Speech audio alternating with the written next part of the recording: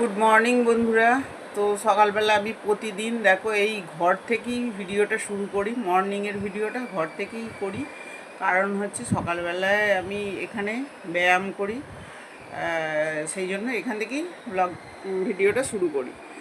তো আগে একদমই আমি ব্যায়াম করতাম না, আর এখন কিছুটা রেগুলার বেসিসে করার চেষ্টা করি, বেশিক্ষণ না হলেও আধ ঘন্টা, আর একটু প্রাণায়ামটা করার চেষ্টা করি। কারণ বুঝতেই পারছি পরপর আগে গৌতম অনেক বলতো, কিন্তু আমার অত গা লাগতো না, কিন্তু এখন চেষ্টা করি কিছুটা অন্তত করার।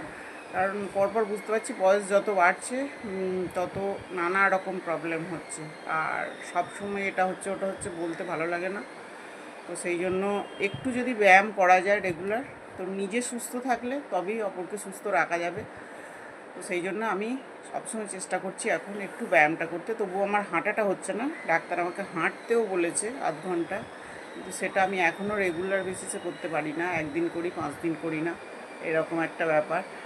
তো সবাইকার চেষ্টা করা উচিত যে এইগুলো রেগুলার আমাদের নিজেদের করার।